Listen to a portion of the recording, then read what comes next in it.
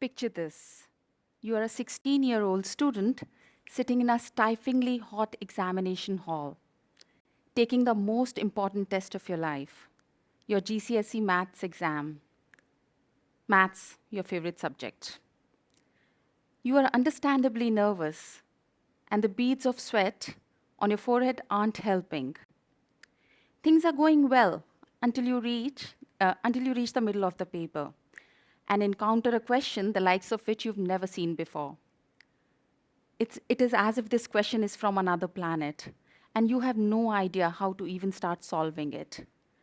You glance around the hall, and everyone is focused, scribbling away, deep in concentration. Everyone except you. Memories flood your mind. Those countless times when you struggled with maths problems, while your friends breeze through them. You hear your teacher's voice reminding you of the silly mistakes you make during tests, and your dad's booming voice saying you should be getting a perfect score in maths. Everything else is a failure. Your entire future, your career, your life, everything hangs in the balance, tied to your performance on this exam. Unbeknownst to you, panic sets in. Your breath quickens, your chest tightens, the examination hall blurs. You are in complete darkness. Does this scene sound familiar to anyone? Well, it does to me because I was that student taking that maths exam. I barely scraped by with a score of 53 on 100 total. However, due to my past performance, my teachers graciously allowed me to continue with higher level maths. I then pursued a bachelor's degree in computers and mathematics, followed by a master's degree in computer science, and then another master's in psychology. You might wonder if computer science and psychology is an unusual pairing. But in reality, they go hand in hand. You see, computers are modeled after our brains. And as we'll discover today, they operate and experience glitches in surprisingly similar ways. Hello, I'm Niti. I'm a psychotherapist. On that fateful examination day, the only thing I got right was the profound impact that incident would have on my life, albeit in a positive manner. It was this incident which got me on my quest to understand my mind. And as I journeyed through life, I gradually learned to identify the entanglements, the glitches in my mental software, which created that chaos that day. I learned that these bugs in our thinking code are known as cognitive distortions in fancy psychological terminology. These bugs are exaggerated and repetitive thinking patterns not rooted in factual reality. So first, I'm going to tell you the details of some of these cognitive distortions, and with the help of some examples, I will highlight the specific problems they create. And after that, I would like to give you a step-by-step plan to get rid of these mental entanglements. So now let's delve into the 6 common bugs in our mental code kingdom. Remember, there are more out there, but these 6 are amongst the most frequent viruses that invade our minds. So the first one, also known as all or nothing thinking, or black and white thinking. This thinking pattern sees the world in absolutes, where everything is either all good or all bad, with no room for many shades of gray that exist between the black and the white. For instance, we might believe that unless we score a perfect 100% on a maths test, we are a complete failure and count for nothing at all. We might categorize someone as either our best friend or someone we can't stand at all.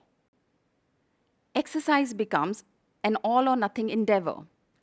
Either we work out for a full 1 hour or don't go to the gym at all. We would either write a beautiful 1,000-word essay or again, not hand in our homework at all. So when trapped in this cognitive distortion, we neatly divide our experience into rigid either or categories. And that results in unnecessary stress and perfectionist tendencies. These conditions often correlate with anxiety issues, rigid thinking, and a tendency to procrastinate. Now, let me tell you about the second one. And this one is called overgeneralization. So, this cognitive distortion leads us to see a single negative event as an unending pattern. It makes us believe that if one thing goes wrong, everything will go wrong. In our thought process, words like always, everyone, everywhere, nothing, every time frequently make an appearance. Remember that one friend who didn't talk to us that one day, and we thought everyone in our friend group was ignoring us. Or when you encounter that one unsolvable maths question, you start believing that you won't be able to solve all of the remaining questions. And that one awkward party you attended, now you expect every social gathering to be just as cringeworthy. This is overgeneralization in action. This bug in our code can lead to mental health issues like depression, generalized anxiety disorder, and social anxiety. The third one, mental filtering. This distortion involves draining and straining out all the positives in a situation and fixating solely on its negatives. Even when a situation or a person has more positive aspects than the negative ones, you zoom into the negatives exclusively. It's like wearing glasses that make us see only the pimple on our chin while completely ignoring our beautiful smile or our lovely eyes. Or just noticing the 2 kilo weight increase while ignoring the muscle mass that you have gained. Or only hearing the comments about silly mistakes and disregarding all the times your teacher praised you for your excellent results. So, this virus can lead to persistent feelings of inadequacy, which, if left unchecked, can become a root cause for low self esteem, which can then escalate into more significant issues like body image disorder or obsessive compulsive disorder. And then the fourth one, jumping to conclusions. This cognitive distortion involves making negative assumptions about situations without any evidence to support them. It can manifest in two ways, mind reading and fortune telling. Mind reading is when we assume we know what others are thinking or how they are feeling. And fortune telling is where we predict a negative future without any factual basis. For example, if you assume your teammate is angry with you solely based on their facial expressions without considering other possibilities, that's mind reading. And taking it a step further and predicting they will never cooperate with you and never pass the ball to you to score a goal, that's fortune telling. Here is a classic teenage assumption: everyone is staring at me, everyone is judging me. That's an example of mind reading. In reality, people are often too preoccupied with their own thoughts to focus on you. Another common scenario. Another common scenario is feeling insecure about your friendships. So when you see your usual lunch buddy sitting with other people during lunchtime, you might assume they're bored of you and predict that your friendship is on the rocks. So that's both mind reading and fortune telling. This error in our mind's code can often be the root cause behind health anxiety, also known as hypochondria, which can stem from faulty conclusions about physical symptoms of our body. It can also cause eating disorders because of the erroneous beliefs we have about our body weight and food choices. Or social anxiety due to believing that others are constantly evaluating you negatively. In severe case, it can turn into panic disorder. Now the fifth one. This bug, catastrophizing, is closely related to fortune telling. And this is an error that runs in my mental code very often. Like with fortune telling, While catastrophizing, you negatively predict the future, but additionally, this time you also leap to the worst possible conclusion in every scenario, regardless of how unlikely it may be. Often, this mental bug comes with what if questions. What if he didn't call because he got into an accident? What if she hasn't arrived because she truly doesn't want to spend time with me? What if I help this person and they end up abandoning me? One event might trigger a series of such questions. Have you ever sat in an examination hall convinced that your entire life and career were at stake because you could not solve a single question? That's catastrophizing. It's like stubbing your toe and suddenly believing that you'll never walk again, turning a minor hiccup into a full blown disaster movie. So, catastrophizing can lead to various mental health issues, primarily anxiety disorders and panic attacks. Panic attack, like the one I experienced while writing that maths exam. Now, the sixth one, personalization and blaming. It might look like it's two cognitive distortions, but it's actually just one. So, these are like two sides of the same coin. This error leads you to assign excessive responsibility for events that are partially or completely beyond one's control. Personalization makes you believe that you are completely responsible for these events, and blaming tells you someone or something else is entirely responsible. Both of these distortions often result in feelings of guilt and anger. Have you ever felt liable for your teacher's bad mood or your parents' arguments? That's personalization in action. On the other hand, blaming is attributing your poor performance to a biased teacher or missing the school bus because your parents did not wake you up on time. Personalization causes excessive guilt and shame, which can lead to depression, and blaming can often lead to anger issues. As students, these bugs or cognitive distortions can impact your academic performance and your mental health and your overall well being. They are like heavy baggage we carry, preventing us from moving forward.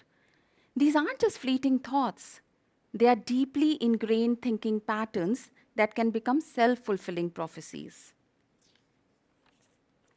It is a vicious cycle. Distorted thoughts lead to negative emotions. Negative emotions then fuel unhelpful behaviors, and these behaviors make our cognitive distortions come true. And this cycle can sometimes continue forever. Well, not for us, because I have a good news. These thinking errors are not set in stone. We can challenge them, change them, and replace them with healthier thoughts. Now, let me take you through the step by step debugging process. Step 1, recognize these cognitive distortions when they occur. This is the first step in identifying the bug. Label the negative thought as the cognitive distortion it belongs to. Let me illustrate this with the thoughts I had on that exam day. The one about my whole life and career hanging in air was catastrophizing. The one about my friends breezing through maths problems while I make silly mistakes is mental filtering. And the one about getting a perfect score was all or nothing thinking. Step 2, once you've spotted them, challenge their validity, questioning the evidence supporting them. Ask yourself, is there any actual evidence to support this belief? Often you'll find that these negative thoughts are based on wrong assumptions or irrational fears. Like, I could have challenged the thought that my friends always knew maths better than I did by remembering the times they would call me frantically late in the night when they were stuck with a problem. And I could explain it to them very easily. Step 3, reframe. Reframe your thoughts just as you would modify code to correct an error. For example, if you catch yourself catastrophizing, reframe the thought by reminding yourself that the situation might not be as dire as you are imagining it to be. I could have reframed my catastrophic thinking as, this is a maths question I do not understand, but I have already solved half the paper. and I'm likely to solve the remaining questions as well, barring maybe just this one.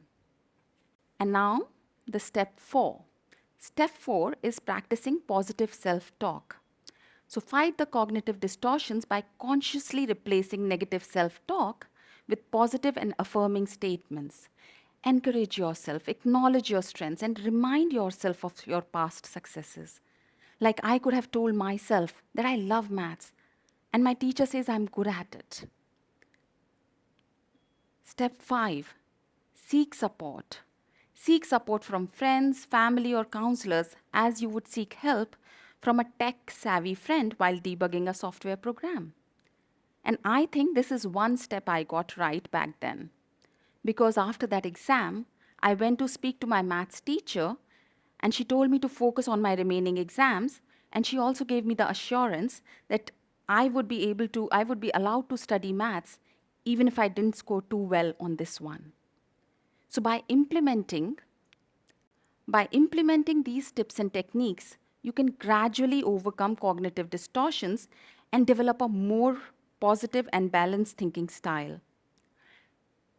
Remember, it takes practice and patience, but the benefits to your mental and emotional well-being are well worth the effort. Our minds are powerful tools, and with debugging, we can unleash their full potential. Thank you.